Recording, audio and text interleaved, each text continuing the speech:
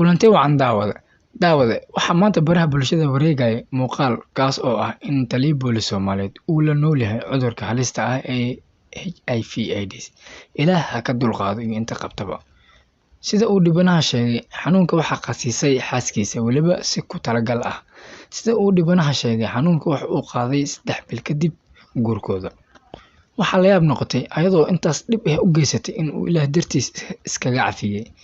Wuxuu ahaa geesi oo karti badan. Barnaamijkeena caawa wuxuu ku saabsan yahay cudurkan halista ah ee HIV/AIDS sida looga badbaado iyo sida aad iskaga ilaalin lahayd alle ka sokow. Cudurkan dilaaga ah waxaa la arkay qarnigii 19aad. AIDS waa cudur khatar ah oo lagu dhinto. Cudurkan halista ah ee loo yaqaan dilaagii madooba waxa uu soo faafay qarnigii 19aad dhamaadkiisii. Calaamadaha lagu garto in aad AIDS qabto waxaa ka mid ah hargab aan dhammaan, qanjiraha oo ka weynaada, qandho saa'id ah iyo miisaanka jirkaada oo luma. Si aad taxaddar u sameyso, dhakhtarkaada la xiriir. Sidee lagu qaadaa cudurkan?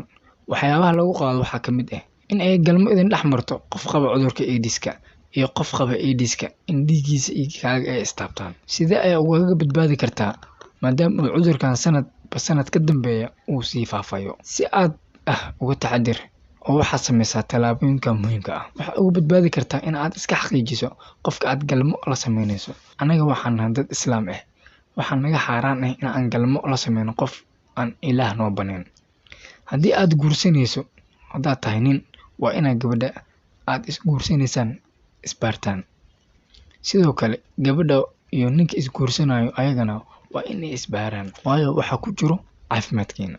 Ragga ha iska ilaaliyaan meelaha ay timaha ku jartaan. Inta aan tinta lagu jirin makiinada laga mariyo spiritka. Soomaalida cudurkan qabto waxaa lagu qiyaasay 11,000.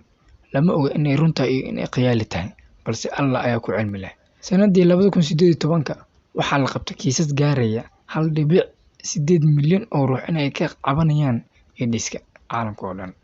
Dadka qaba cudurka AIDS-ka waxaa lagu qiyaasaa 36 milyan oo ruux.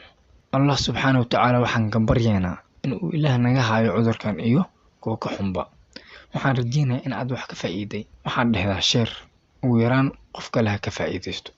Intaas ayaa ku soo gabagabeynayna muuqaalkeena caawa. Kasanu boganiga wa kuwa badangala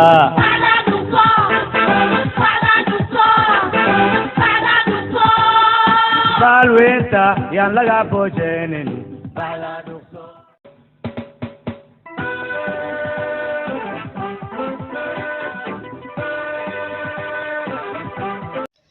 kulanti wacan oo wanaagsan daawadayaasha qiimaha qaayaha leh meel kastoo aad naga daawanaysaan kusoo dhawaada channelka aan ku leenahay barta YouTube-ka ee Kulmis Media qaybtiisa aflaanta qaybaheeda kala duwan.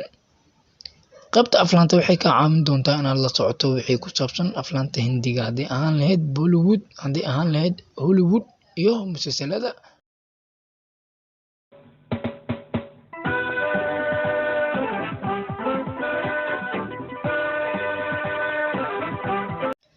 kulanti wacan oo wanaagsan daawadayaasha qiimaha qaayaha leh meel kastoo aad naga daawanaysaan kusoo dhawaada channelka aan ku leenahay barta YouTube-ka ee Kulmis Media qaybtiisa aflaanta qaybaheeda kala duwan.